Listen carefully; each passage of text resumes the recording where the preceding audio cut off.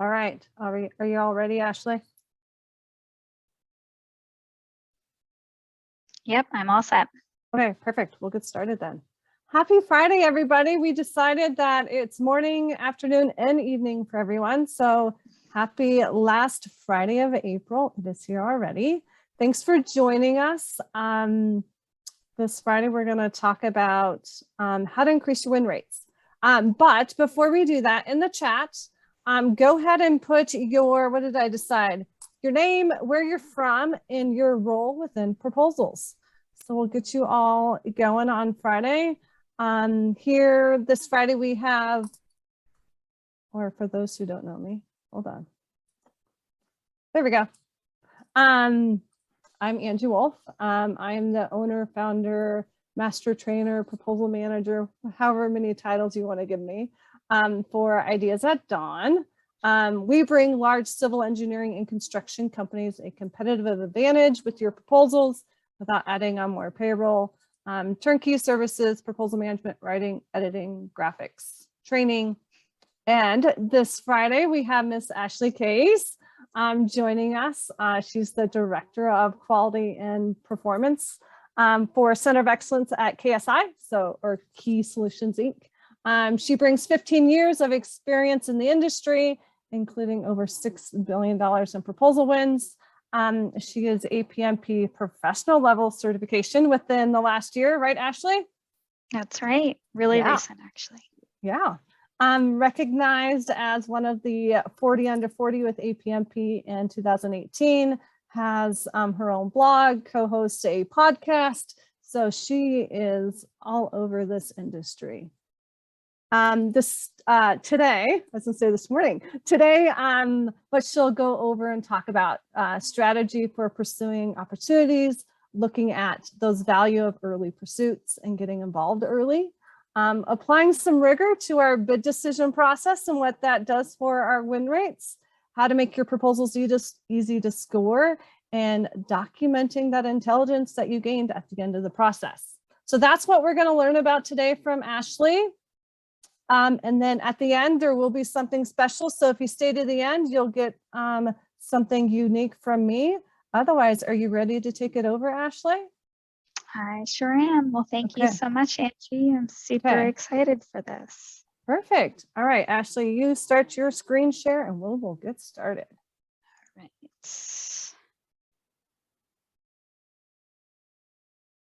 Oh, I wonder.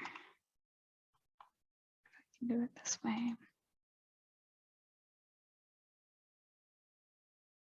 It's like our person furthest away is in Dubai, which means you are up late tonight. Yeah, wow. It's my webcam is there. Okay, go ahead. So just want to verify you're seeing the full screen and not the notes screen. I do not see your screen yet, Ashley. You do not see it. Okay. Does anybody else see it? Oh, maybe I hit share. There we go. Yeah, now we see it. Okay. Well, that's not too bad, 10 p.m. It's all relative. Let's say I was up with Dubai at 6 a.m. my time. So yeah, it was evening. All right. Okay, so let's go ahead and get started. I'm really excited to be here today to talk about ways we can increase our win rates. It's not playing nice. There we go. Okay, so as Angie kind of hinted today in this webinar, we're going to dissect 5 key tactics to help improve our win rates. These tactics include applying a thorough strategy in the opportunities we're pursuing, starting our pursuits earlier to gain an understanding of the customer and competitive landscape, documenting the intelligence that we gained from the capture or sales stage, applying rigor in our bid decision process, and making our proposals easier to score. So we'll do a deep dive into each of these strategies and hopefully walk away today with some tangible actions you can take to increase your chances of winning. So the first thing we're going to talk about is why it's so important to start early. So one reason it's important to start early is that it enables you to implement a long-term planning surrounding your growth and pursuit strategies. So long-term planning provides corporate awareness of upcoming opportunities, aligned with strategic goals. So once those opportunities are targeted, capture managers should begin gathering that customer opportunity and competitive intelligence.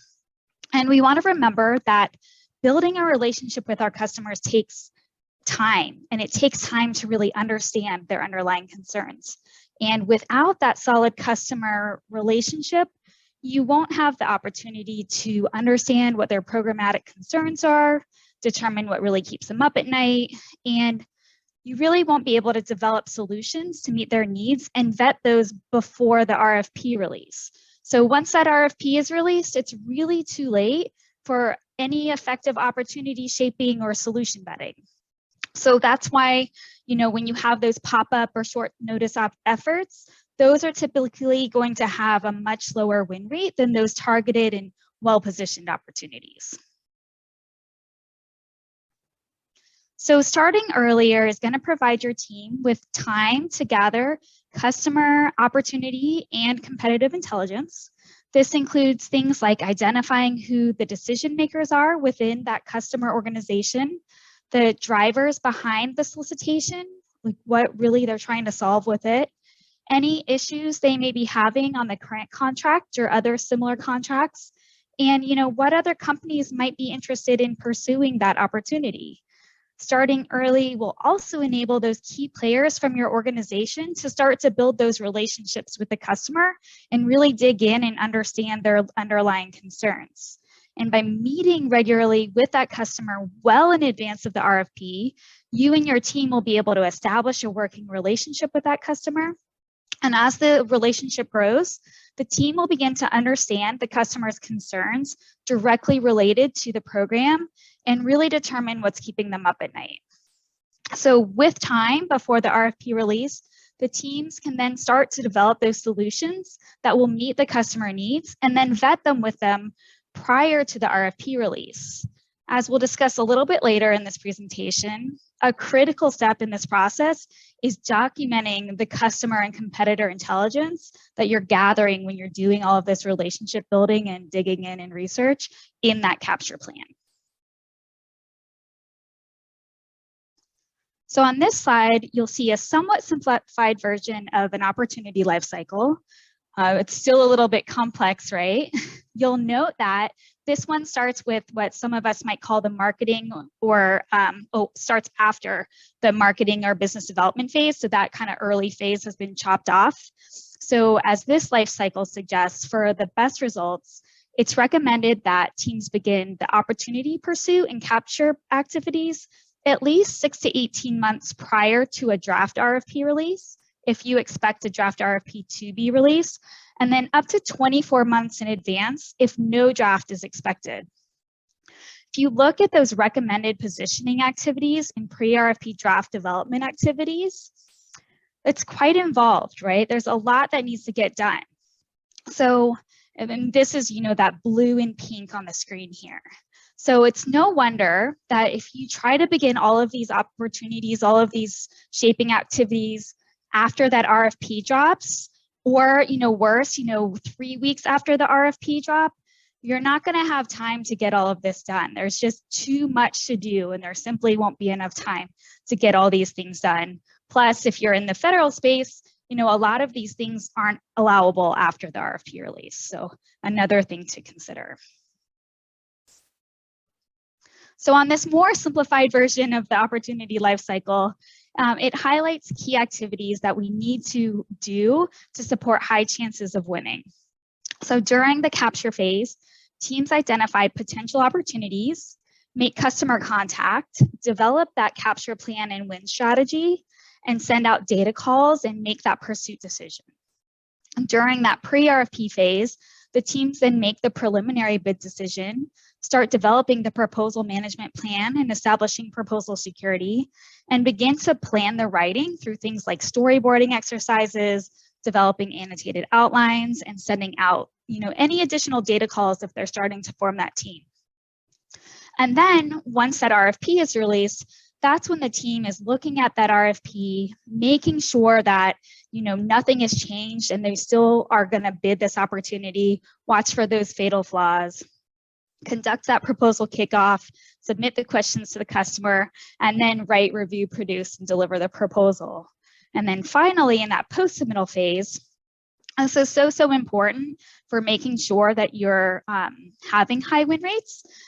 You need to respond to any customer questions, final proposal revisions, and then once that award is made, the team should request a debrief from the customer. And this is, a step that we so frequently miss, but it's so critical. And you want to do this win or lose. And what this will do, it's going to help your team understand what they're doing well as what they need to improve on. So the team should also kind of, in addition to looking at what the customer is saying, survey themselves, look at what you did with that proposal process, understand what went well, what you want to improve on, and make those changes with your process moving forward. And armed with this data, you can continue to improve upon the things that need to improve upon and repeat those things that you're doing well. Another critical thing that is so important in those early stages of the solicitation lifecycle, the opportunity lifecycle, are responding to RFIs and sources sought.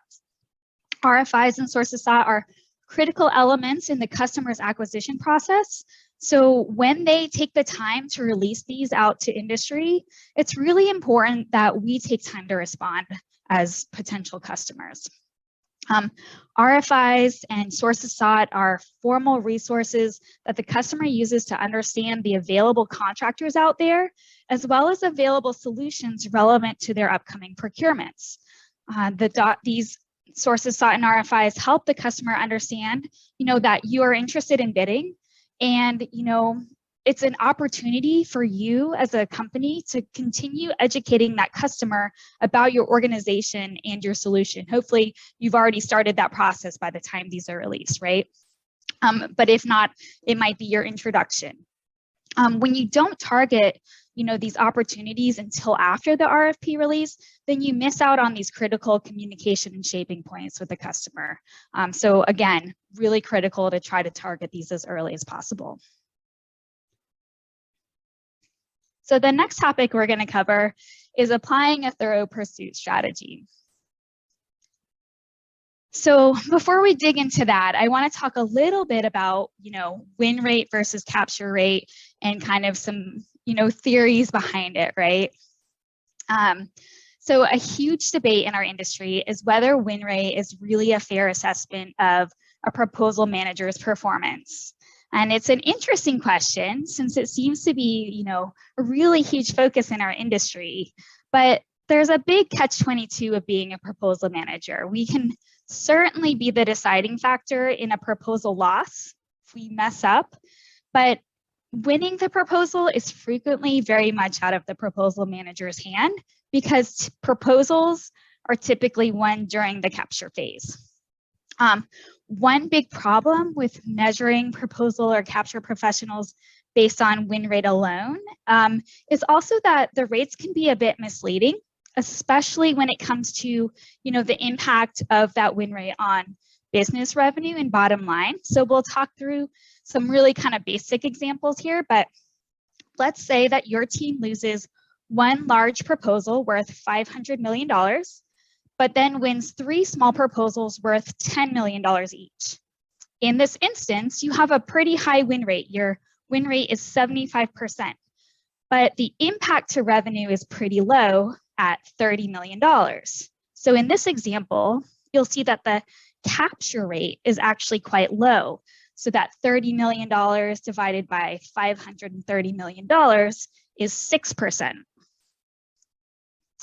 So now let's say that the reverse happens. Your team wins that one large proposal worth $500 million, but loses the 3 small proposals worth $10 million. In this instance, your win rate is a lot lower. It's 25%, but your capture rate is significantly higher. $500 million divided by $530 million is 94%. So in this example, the $500 million in wins does much more for the company's overall business performance than the $30 million in wins from the previous example.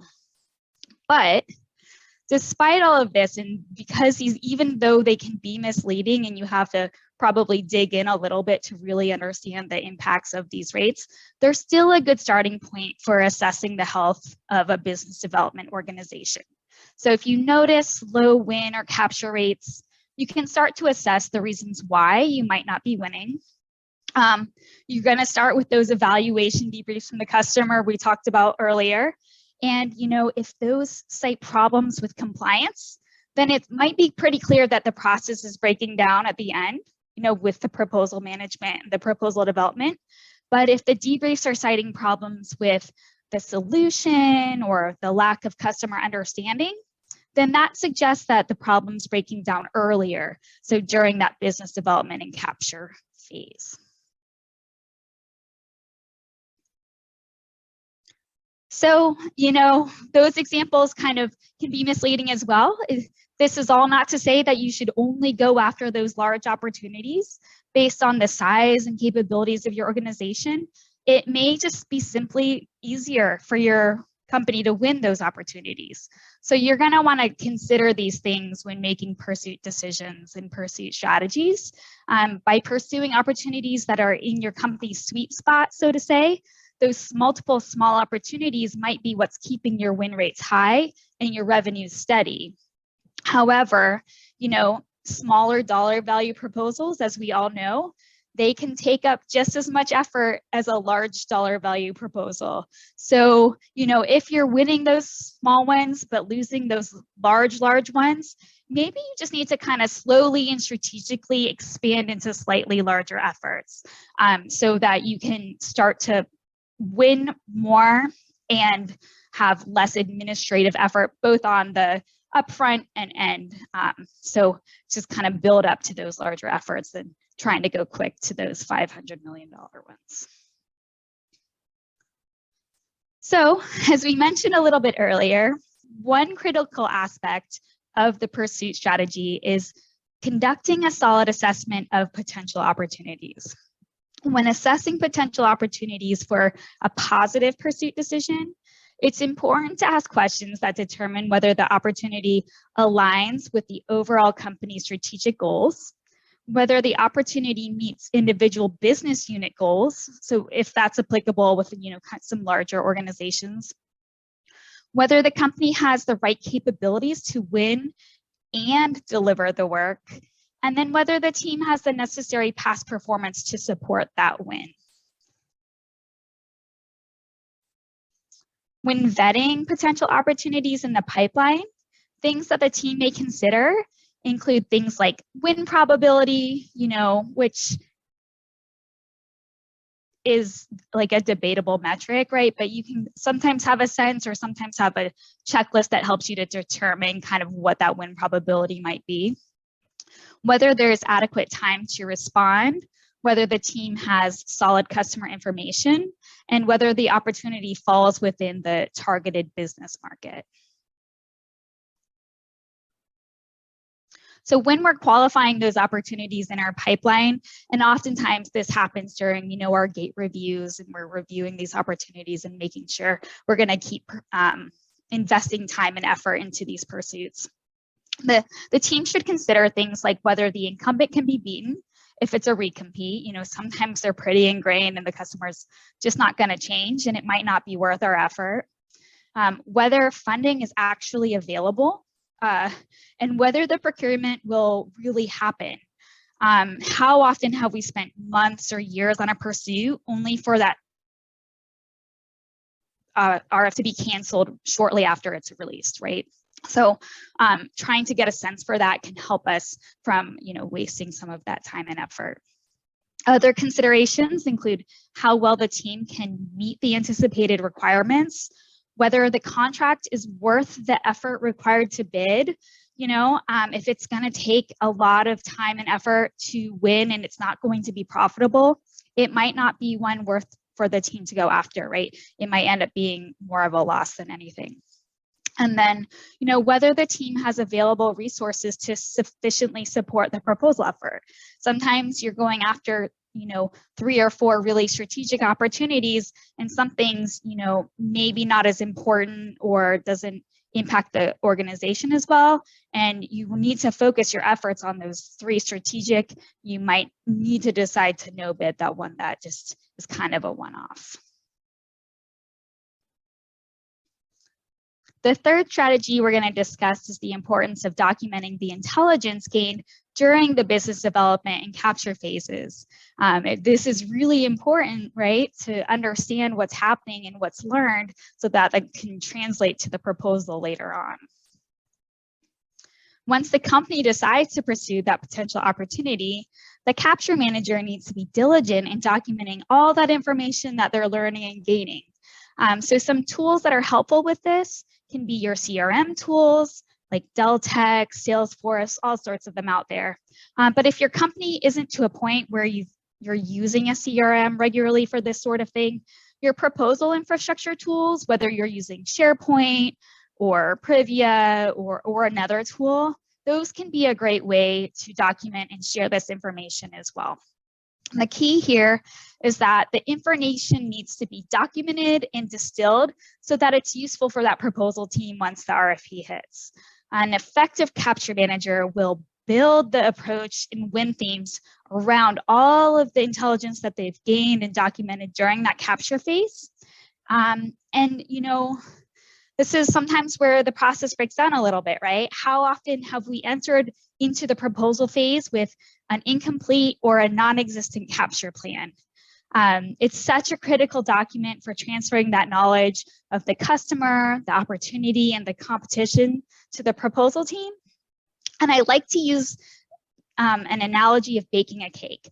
So if we are baking a cake and we put in rotten eggs and spoiled milk and we leave out a critical ingredient like the sugar, our cake that's going to result is not going to be a great cake, right? It's going to be a pretty gross cake.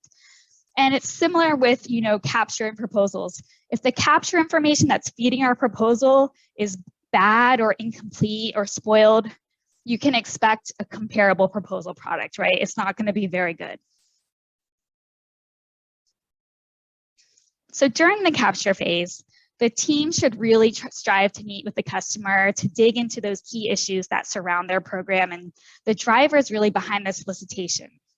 So through these discussions, the capture manager, potential program manager, other potential key personnel, they should aim to meet with the customer and have discussions that dig into, you know, their wants, their needs, what keeps them up at night, if they have any preferences or issues surrounding the upcoming solicitation, the problems they might be facing, and, you know, what their true goals really are.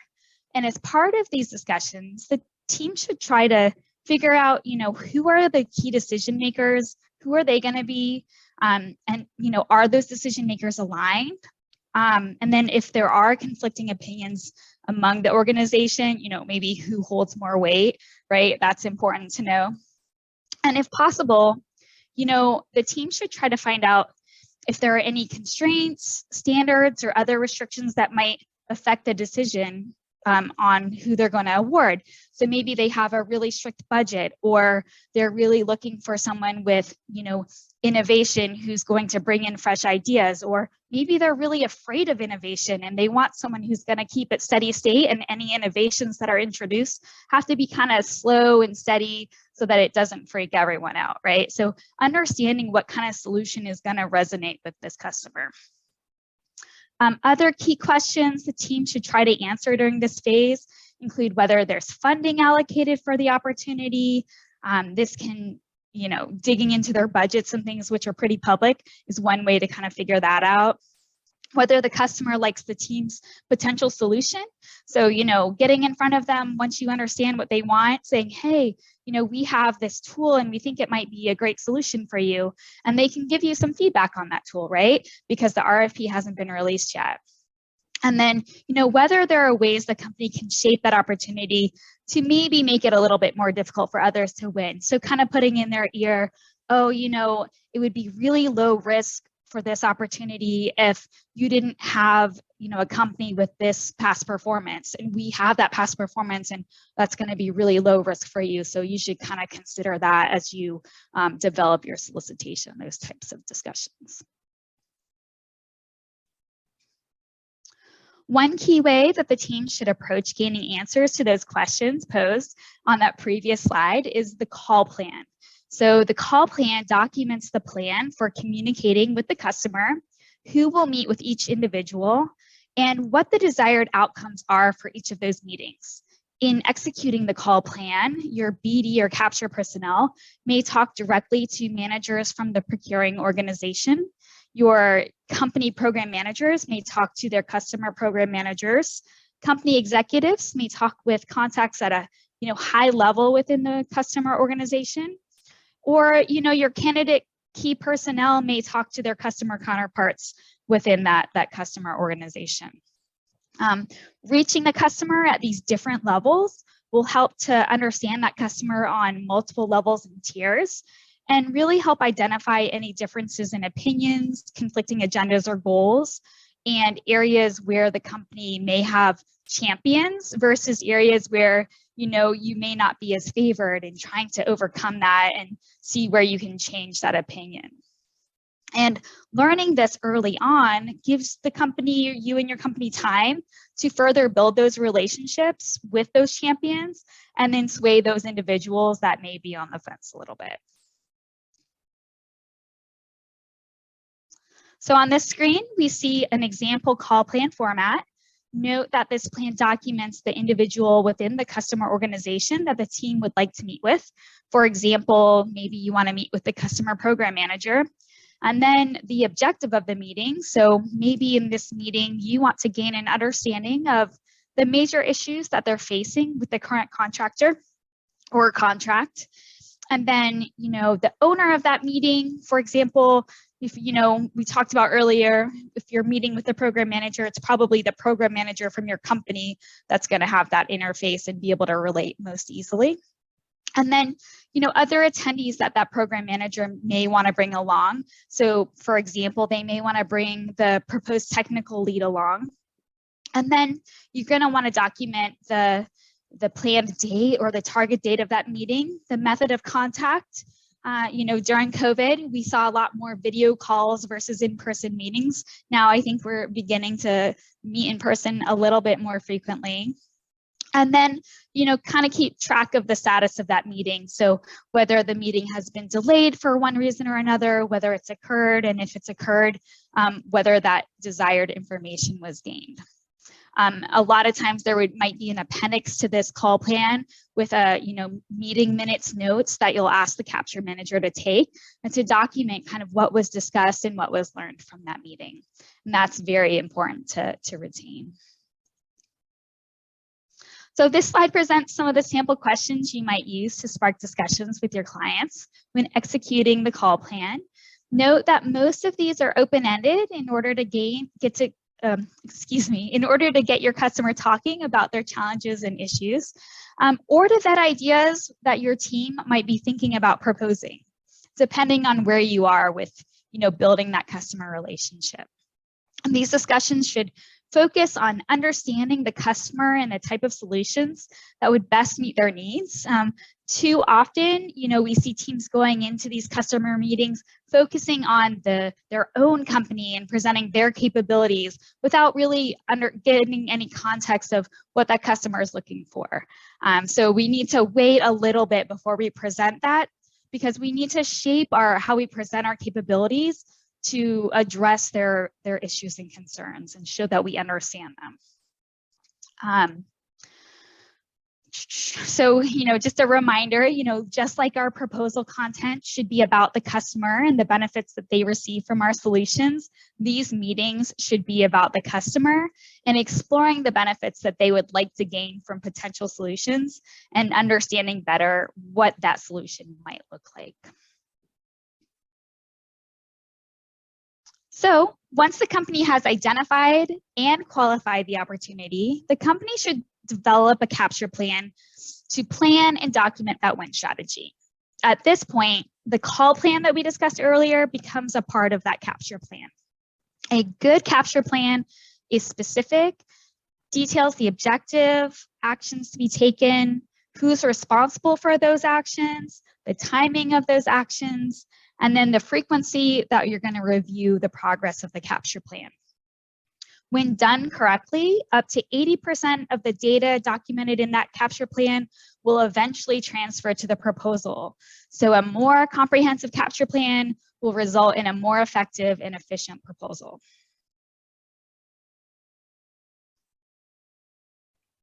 The capture plan documents key solution elements, including the opportunity description, customer analysis, competitive analysis, teaming options, call plan, solution analysis and development, win strategy development, and proposal strategy development.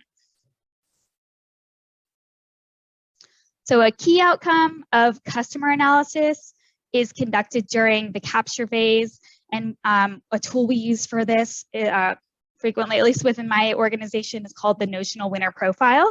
The Notional Winner Profile is used to compile the optimum credentials, capabilities, experience, and attributes of the likely winner or winning team. And it represents the characteristics of that hypothetical ideal company or team that would do the work for the customer. The Notional Winner Profile becomes the benchmark against which you'll make future decisions on strategy, teaming, and competition. To complete the Notional Winner Profile, you'll first want to identify key attributes required to meet those customer requirements. Sources that help in generating this list include all published procurement documents. Hopefully this is a little bit earlier. So, for example, if this is a recompete, you might look at the previous RFP. You might look at any draft RFPs, things of that nature to kind of help you at this point. Marketing information, so that capture information, intelligence you've gained from meeting with the customer. You may reach out and get strategic consultant input if it's a really strategic proposal and you know that this person has insights into the procurement or the organization for whatever reason. Sometimes, govies retire and things like that. Or, your bidding team's internal knowledge. A lot of times, we work on these projects over and over again. We have insights into the customer, and that can help us to build these notional winner profiles. The basic elements of a notional winner profile include the corporate profile, and this includes things like, that size of the ideal organization, what their revenues might look like, their financial strength, maybe how many personnel they have, their image in the marketplace. So whether they're seen as, strong in design build, or whether they're seen as really strong in operations and maintenance, depending on kind of what pursuing. And then evidence of corporate commitment. Sometimes that's very, very important to solicitations. So cost, whether it's going to be a low cost, a best value, a best design for available funding, what they're looking for there. Staffing, so whether they're looking to capture that incumbent workforce, whether they're looking to bring in new blood, new skills, qualifications. Any technical qualifications that they're looking for, core competencies that they're looking for in an organization, or required systems or certifications, things like that. Bidding entity, so kind of what they're looking at for the optimal business model or teaming construct. Do they prefer a large team? Are they looking for a single organization that can perform everything? Do they want a small business versus a large business, or a small business teaming construct, those types of things. The past performance and experience, whether they're looking for agency specific, whether they care really strongly about that. There are some agencies that really weight their agency specific experience much higher than they do those for other organizations. So that's important to know if that's the case. Whether they're technology oriented, whether they're really looking for cost and schedule performance, really what they're looking for kind of in those elements. And the company size kind of falls under the bidding entity. Key personnel, if they're looking for any specific qualifications, if they want, a PMP for their project manager, things like that, any education or experience that they're looking for specifically, and then, what their risk and liability posture are.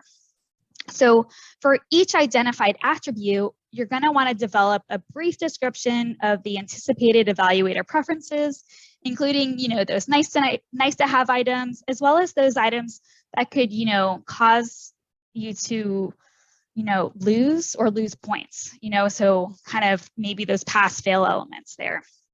And then assign a weight to each factor using a scale of 1 to 5, with 5 being the highest.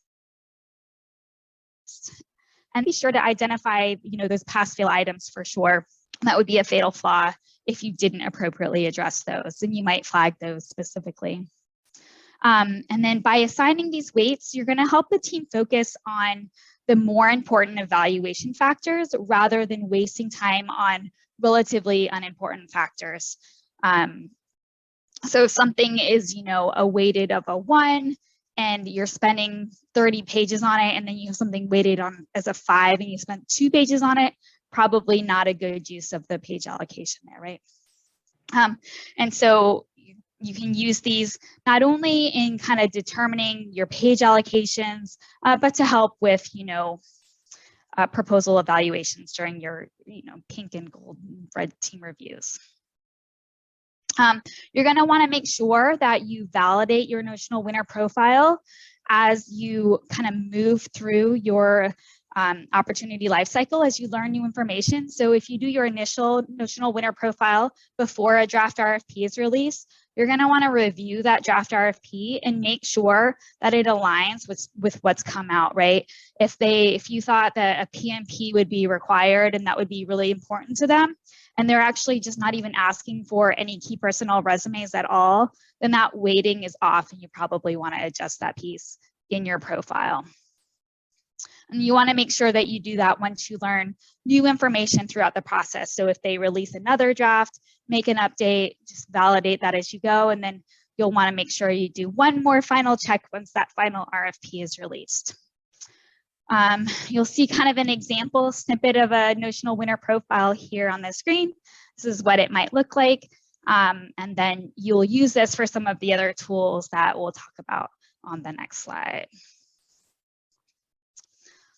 So before assessing the competition, you will want to do like an honest assessment of your company's strengths and weaknesses against that notional winner profile. And we use a tool called a company scorecard to do that. So that's what we have a little snippet of here on the screen.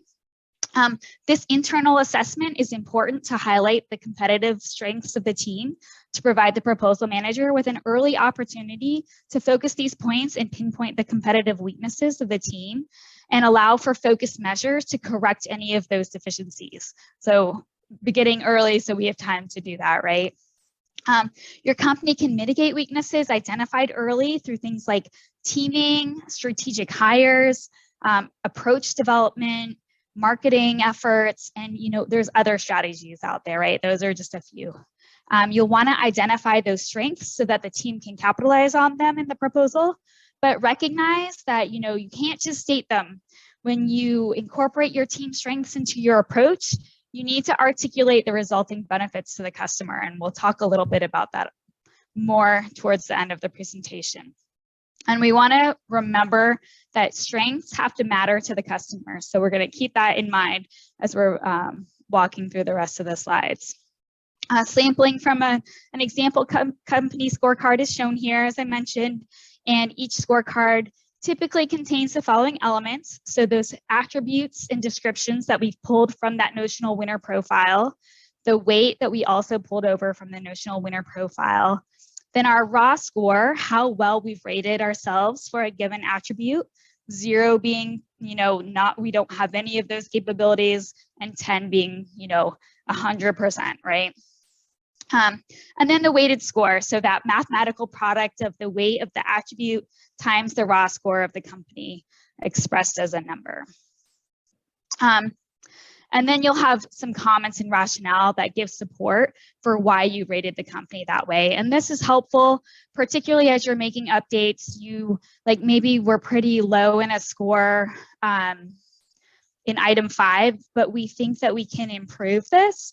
If we've done some efforts to improve our verification and validation capability before the final RFP is released, maybe we will up that to an 8 or a 9 and document why that's improved, right? So this isn't a static thing. It's for the team to know where we stand, and as we gain capabilities, improve our solution, add teammates, improve that score so that we get closer to that win. So after conducting the self-assessment, the capture team should evaluate the known competition. So, either the individual primes that you expect will be bidding, or if you know who they're teaming with, you would use those teams, right? And you would do that against that same notional winner profile criteria. So use that same sort of format, but instead of assessing yourself, you're assessing your competition. And early identification of competitor strengths and weaknesses can enable the team to develop and implement approaches and countermeasures to counterbalance their strengths, right? And also to, ghost their weaknesses. As part of this process, the team should compile the likely win strategies of the known competitors, and then drawing on the notional winner profile, incorporate the following things into kind of your competitor little one-pager fact sheets. So, a description of their team's configurations, a definition of their win attributes from the notional winner profile, their scoring against the attributes, summary scores and analyses, and really compile these into like a fact sheet for each team. So at a high level, kind of where they stand. And sources for this information include things like, a lot of companies have internal competitor files, particularly if you're, consistently bidding against the same competitor and you're gathering intelligence. When you maintain that in kind of a central file, you're able to reuse that information and keeping it updated for future efforts, right? So you might have those internal files. If you don't, not all companies do, your teammates are a really great source for knowing the competition. Your marketing personnel who deal with these people and network with them, they might have insights. Contracts, a lot of times contracts are, able to be FOIA'd or available as public documentation. Contract modifications as well. Source selection documents. Maybe you have resources to get those. Sometimes you can, FOIA past proposals, things like that. Any financial reports. You can look at the customer's buying habits, and then, general internet searches as well, right? You can find so much about an organization and their capabilities just through some Google searches. You'd be amazed if you are not doing that. You should be. So another potential source of information is something called an incumbent vulnerability study. And in this study, typically it would be conducted by a third party, a series of face-to-face interviews with potential customers or source evaluation board members. And this has to be well ahead of the procurement life cycle, right? Or they're not going to talk to anybody. But you would have that person go in and ask them questions. And questions are usually of a qualitative nature and designed to have open dialogue with the participants. And this information can then be captured, analyzed, and incorporated into competitive assessments in the teaming strategy, et cetera. I don't see this so frequently anymore, but it is a resource you can try to use if you're ahead enough of the game. And then, the results of that competitive assessment will highlight your competitor strengths in time to develop and implement those mitigation strategies, assist in the development. Did I skip slides? Yeah, sorry about that. Assist in the development of your teaming strategy and your capture strategy, and help you to kind of move forward with the process. So as we kind of mentioned this, as you're moving through the capture phase, it's critical to continue capturing the information that you're learning from your industry partners, the customer, and other sources. And as you understand your capability gaps and any small business requirements on the procurement, you'll want to develop and document your teaming strategy, This includes shoring up the team with non-disclosure agreements and teaming agreements.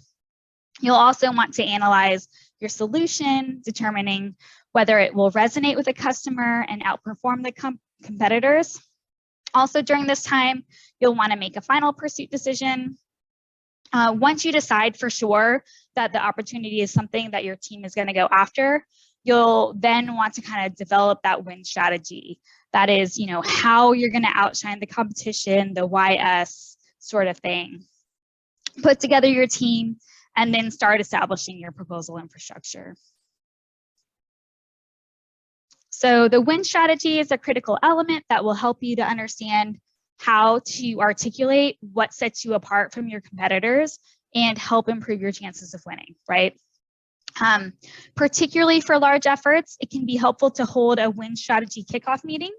My company likes to use a tool called the decision block process to walk teams through the elements necessary in developing a strong win strategy and value proposition. And we typically document these results in something we call a win strategy document. Pretty standard stuff there. So shown on the screen is our decision block process, and it's a method for tackling important issues related to winning and strategy development. And decision blocks are simply a way of grouping together interrelated issues so that you can work through them with the team in a disciplined and logical sequence.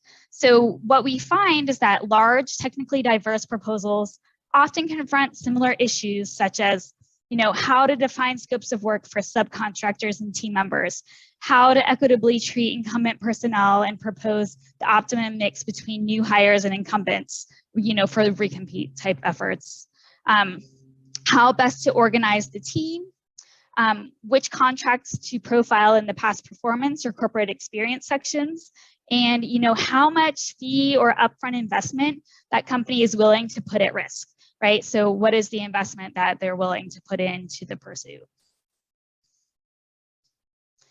So to minimize proposal risk, it is helpful to identify and resolve these key issues early in the capture, really early in the proposal process. The answers gathered from the building blocks of they will form the building blocks of your proposal effort. So hence decision blocks, right? And outputs from the decision block process often find their way into the win strategy.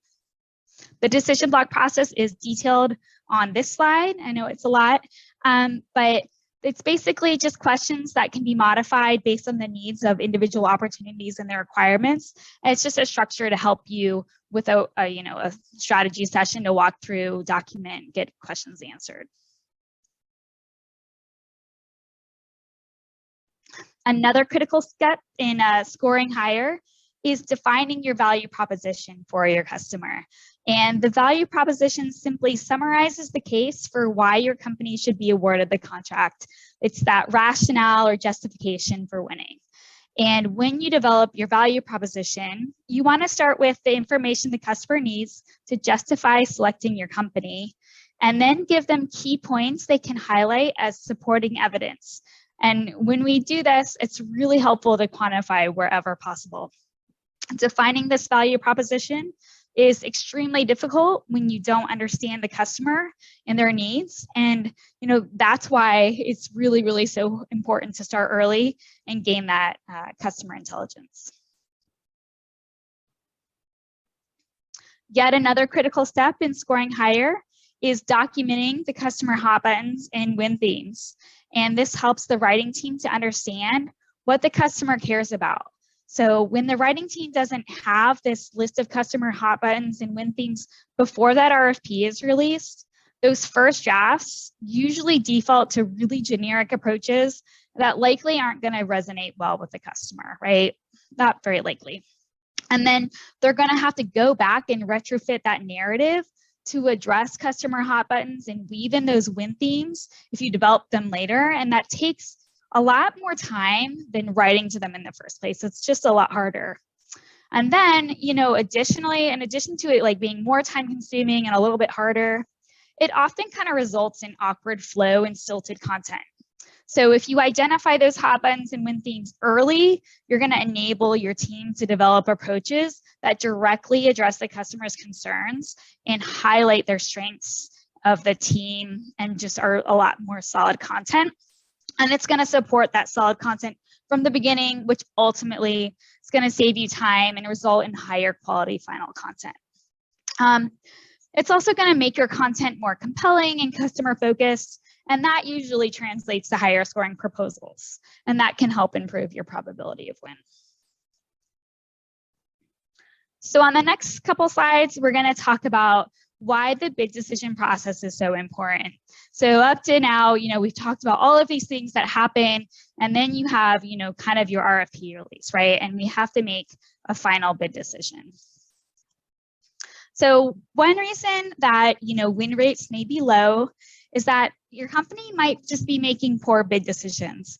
And this is a hard one for many companies because it's really difficult to ignore the sunk costs that have gone into all of those pursuit activities, right? You've spent so much time and effort with the customer. You've, maybe had solution architects developing solutions prior to the RFP, and then the RFP comes out and it's really surprising and the requirements really aren't a fit. And it's really still, you've done so much, it's hard to say no. But smart organizations will not discount the opportunity costs of developing and submitting a proposal that has a low probability of win. So you have to keep this in mind. If something comes out and it's not what you expected to be, and you really don't have a high probability of winning it, try to say no. You need to remember to reassess that bid decision once that RFP is released. And then, during any key proposal and gate reviews, because amendments happen, things change, you find out things about competition, and you may need to change your bid decision at some point, right? So just keep revalidating as you get more data and information. Critical questions you're going to want to ask when making these important bid decisions include things like, and these are similar to our, pursuit decisions, right? Does it fit with our business plan? Do we have an excellent customer relationship? Do we understand the customer's goals, issues, and requirements? Do we have or can we get people to support the requirement? Do we have the required experience or past performance to win? Can we team to fill that gap? Do we have the required corporate commitment and resources to go after this opportunity still? Do we have a committed proposal team? So important, right? Can we augment our staff with consultants? If not, do we have the budget for that? So with a live RFP, if the answer to any of these questions is no, the team should think really hard about, whether they really should pursue this opportunity.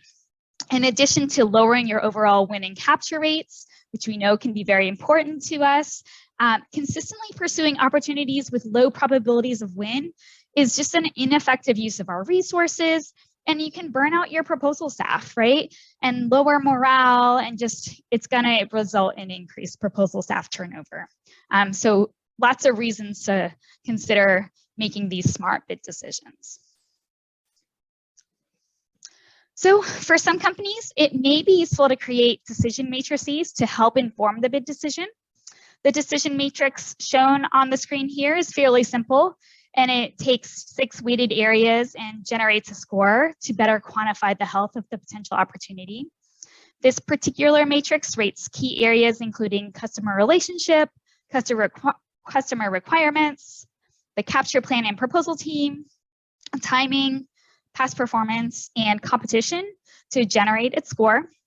And these matrices can range from fairly simple like this one to fairly complex based on the needs of your organization, but the objective is the same. It's really to help better inform the bid decision.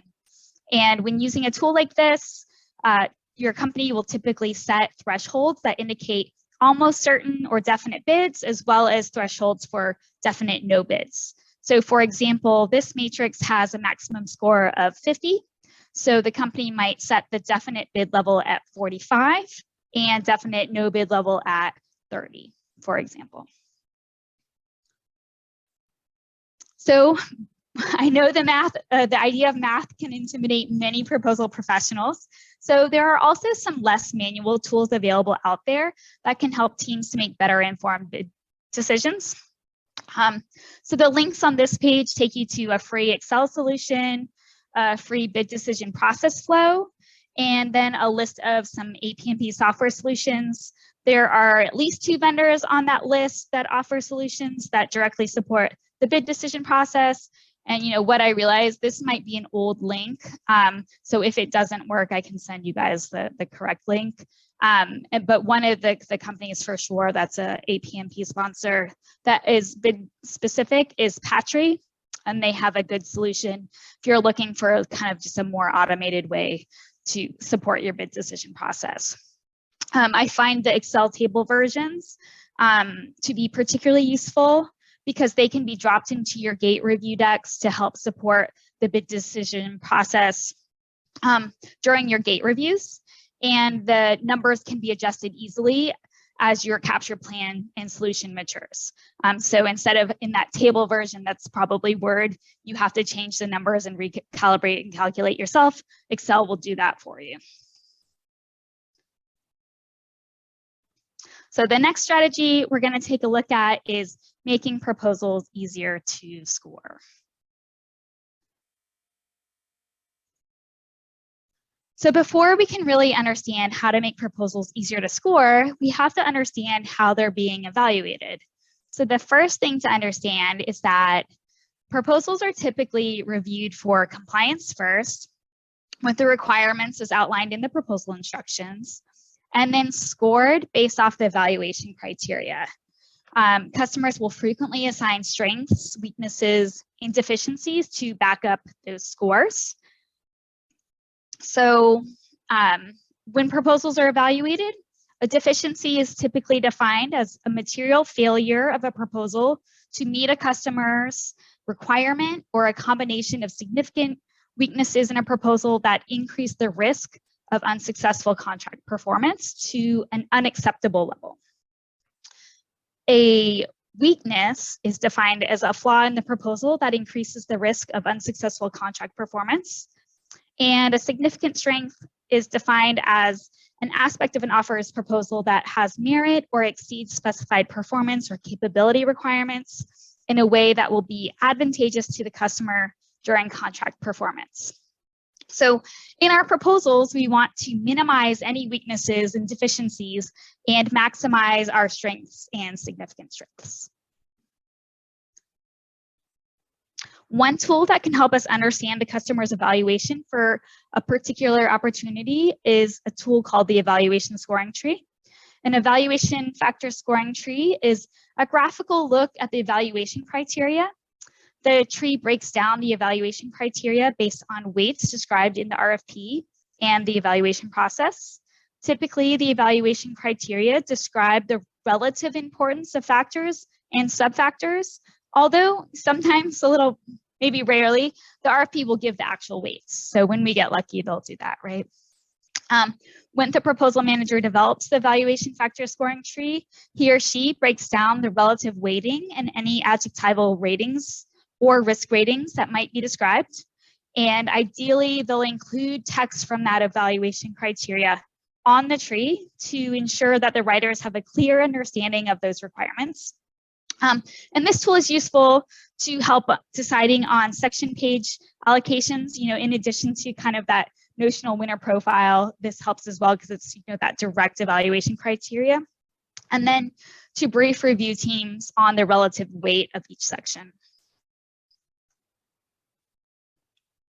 So this slide shows an example of an evaluation scoring tree. You'll note that it has assigned point values to each component of the response based on the weights as described in the RFP evaluation criteria.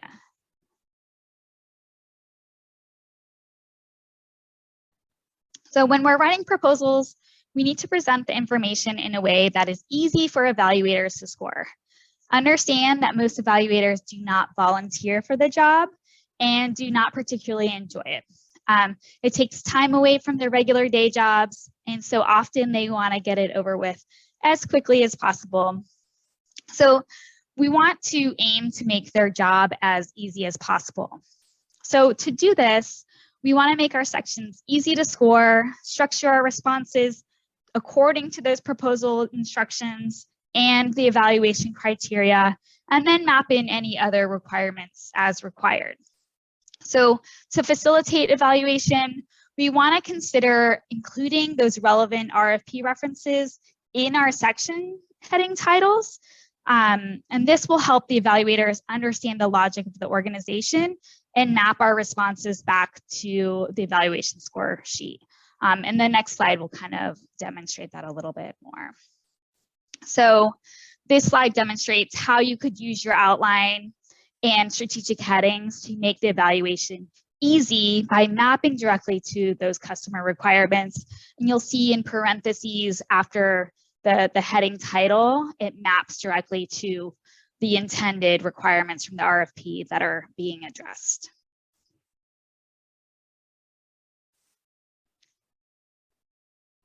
Another thing we should do to make things easier for our evaluators is strive to use the language in the RFP.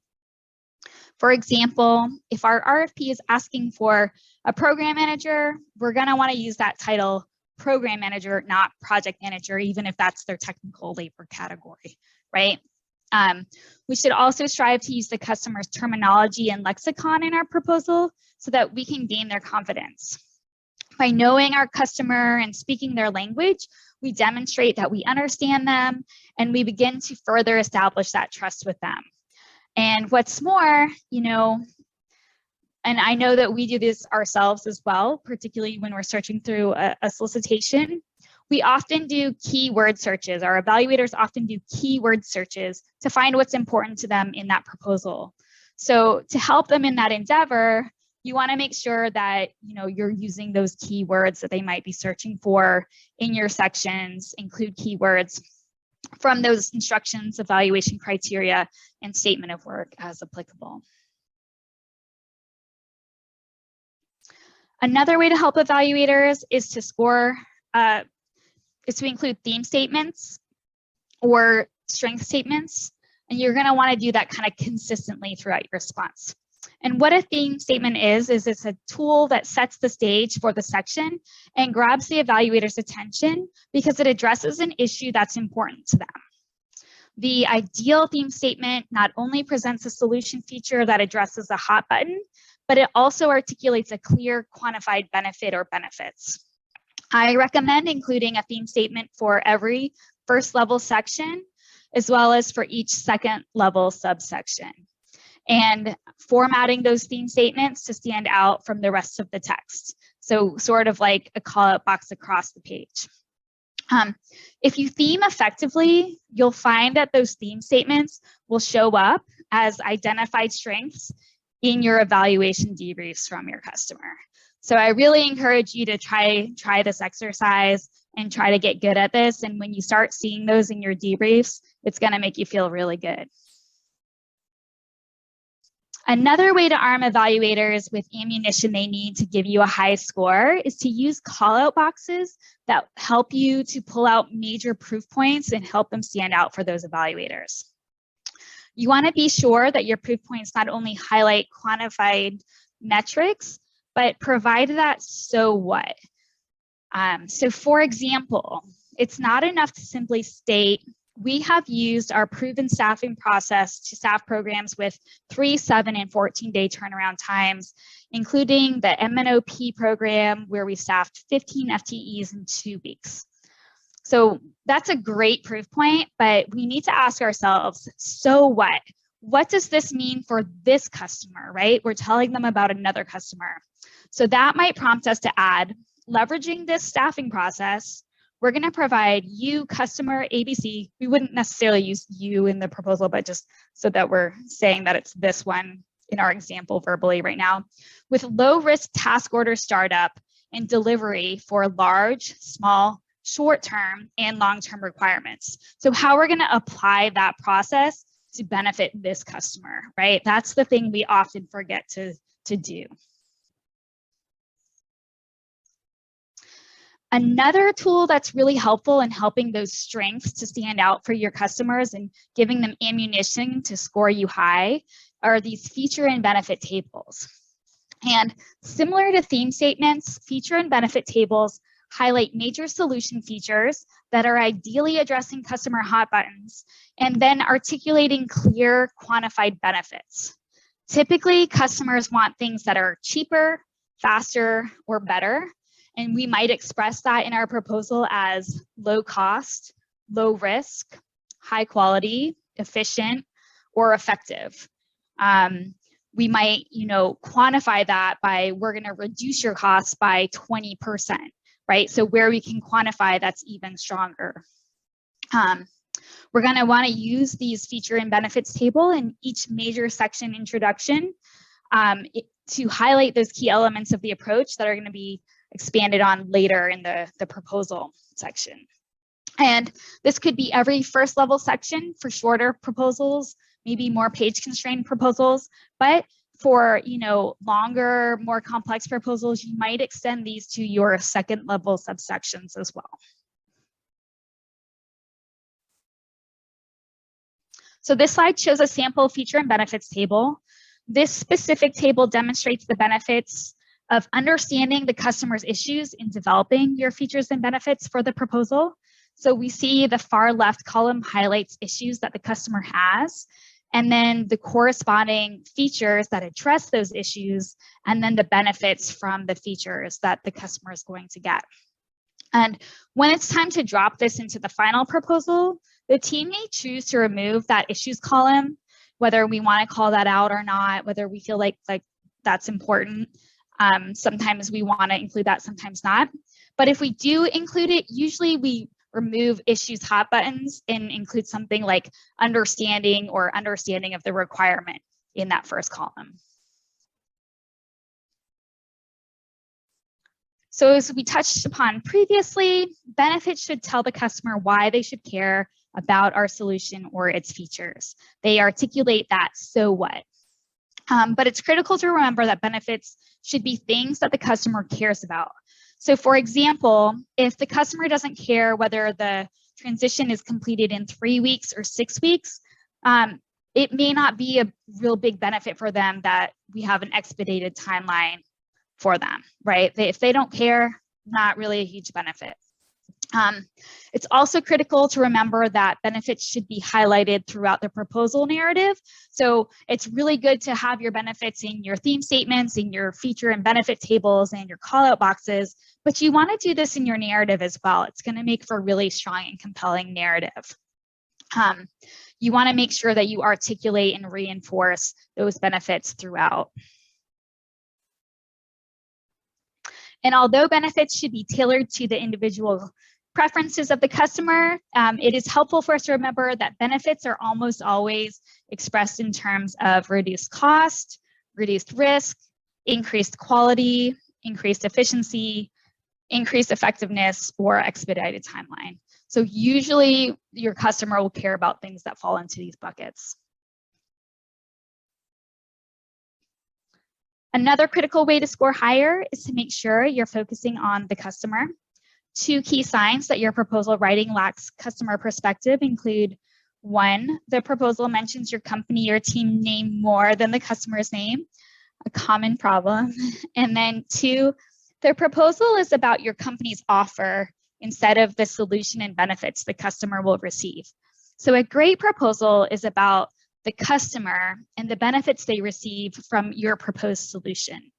And one of the easiest ways to make our proposal content more customer focused is to put them first, literally. So instead of saying Team ABC's solution delivers a low risk transition, we'd flip that construction and write Customer A receives a low risk transition with our comprehensive transition approach. The 2 sentences convey the same overall message, but by putting the customer first in the sentence, we're shifting the focus onto what the customer is receiving rather onto what we're delivering. Another easy way to make our proposal content just a little bit more customer focused is to just do that check to make sure we are using their name more frequently or close to as frequently as our own name. And a quick and easy way to do this check, use that Control F function, search the number of times we mention our company name or team name, and then search the number of times we're mentioning the customer's name. It's a common thing to talk about us in proposals, but if you notice you're mentioning your name twice as many times as the customers, you can just go back and rework some of those sentences to try to make them a little bit more customer focused. All right, so thank you for sticking with me. We're almost done. A few final thoughts. In this world of bids and proposals, we all definitely want to win more, and companies frequently hang their hats on their impressive win rates. So as this presentation has hopefully highlighted, there are so many factors that impact a company's probability of win. And frequently the proposal team typically has very little voice or involvement in all of the pre-work that should happen before things drop into their laps. Additionally, although I don't feel like they should be used as the company's only measures of success, capture and win rates are definitely great starting points for assessing the health of a business development organization. So if you do notice those poor performance in any key areas, you can start to assess the reasons why you're not winning. And you can conduct those lessons learned after each proposal to really make sure that you're getting that data to improve and continue doing what you're doing well. So for those of you who have stuck with us to the end, here are the key takeaways that I hope you'll walk away with today. Remember, the proposal manager is just one player in the game of winning. Business development and capture professionals must lay the right groundwork for a smooth transition to the proposal team. In addition to focusing on the proposal strategy and implementation effectiveness, make sure that you start the pursuit process early enough for the capture manager to develop those relationships and shape the opportunities if possible. Use those strong gate review processes that validate that the capture manager is documenting the right solution elements to set the proposal up for success, that they're having those conversations, documenting that information. Companies also need to ensure that their gate review process has the right checks and balances that result in smart bid decisions. Once that RFP hits, the proposal team needs to make sure that they leverage all of that intelligence from the capture phase to develop that winning proposal content. So don't let it go to waste. If you're given a capture plan, make sure that you use it. And then tailor that content to the evaluators and make sure that you keep the customer in mind every step of the way. Finally, after the submission and award, the team needs to make sure that they're conducting those lessons learned so that they can understand what they are doing well and where they need to improve. And remember that you can't attribute your wins and losses to the capture and proposal managers alone. Proposals are definitely a team sport. So thanks again, everyone. It's really been a pleasure to be here to talk about improving our win rates, and hopefully I haven't talked too long and we have some time for some questions. Perfect, Ashley. I know Jennifer had a question. Jennifer, did you want to come off and ask, or do you want me to ask it for you? I gotta find my mute button here. Oh, there you are. Okay, go ahead. Yeah, so what my question was, just basically we sometimes have a go decision that's made by someone at a higher level, kind of against our better judgment. We haven't pre-marketed the client, we haven't done any work for them in the past, but someone up above us just says, well, we have to go after this because we won't have another chance to win it for 3 to 5 years, and we can't wait that long. So better that we submit something, even if it's not 100%, than that we take a pass on this and have to wait again. Now, my philosophy is the opposite, that, we use this as an opportunity to talk to the client and get to know them. Even, sometimes sales processes do take a long time, but I'm just wondering what are your strategies for working with upper management when they make a go decision that doesn't always make sense?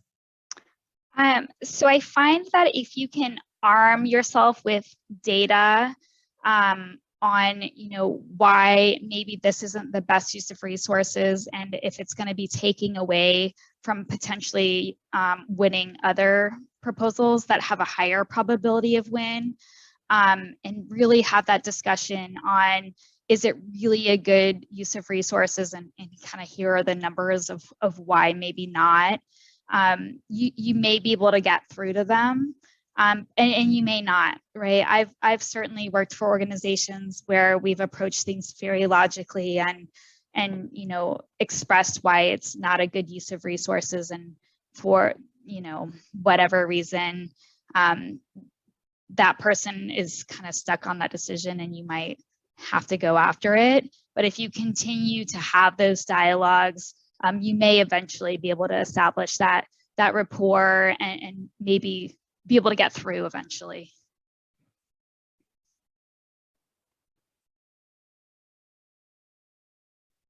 Awesome. Any other questions before Ashley, before I switch back to my slides?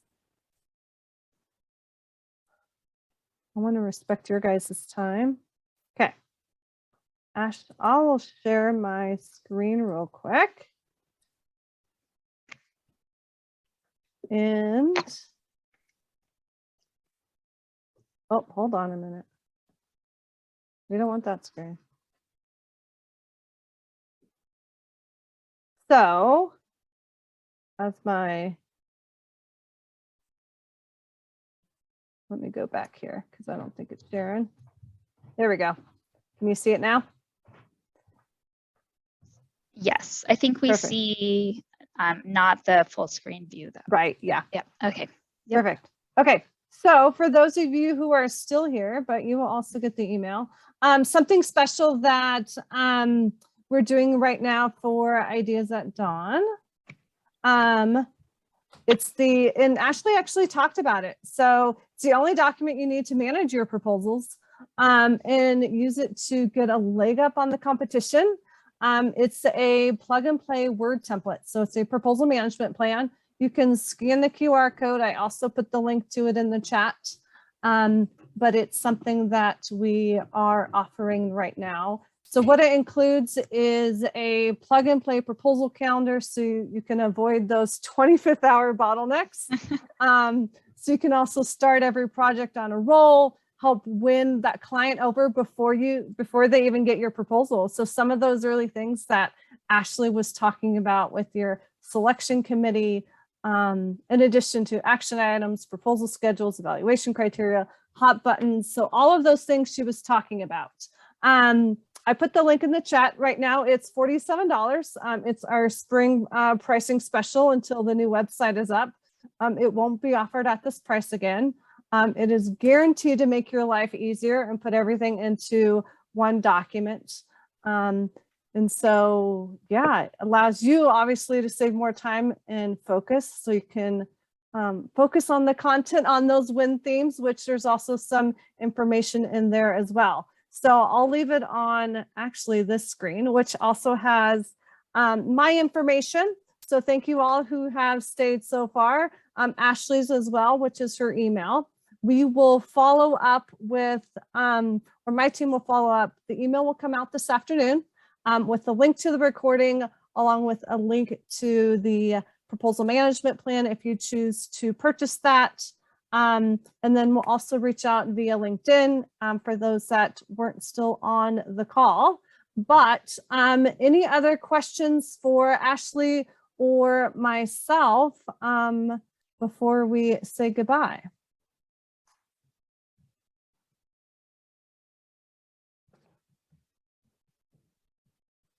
I'll stop sharing. Anything else? No? Okay. Well, thank you, Ashley. It was awesome having you. You provided so much information. It was awesome. So if anyone has questions, feel free to include it in the chat or come off mute. Otherwise, we'll stay on a little here for a little minute or so if you want to do that. Otherwise, next month's presentation will be talking about the day in the life of a proposal manager. One of my friends will be doing that, Sandra. And then we also have kind of the rest of the year planned out. So you'll be seeing some information about that as well. So thank you all, and happy Friday, and happy almost last day of April, at least working day, Wow. hopefully. I know, May's here. Thank you, Tammy. Thank you, everyone. We will also, if you have any questions, feel free also to reach out via email to Ashley or I, or find us on LinkedIn. We are both on there. Otherwise, thank you. And thank you, Ashley. Yeah. Thanks so much, Angie. Have a great Of course. weekend, everyone. Yes. All right. Thank you all. Bye.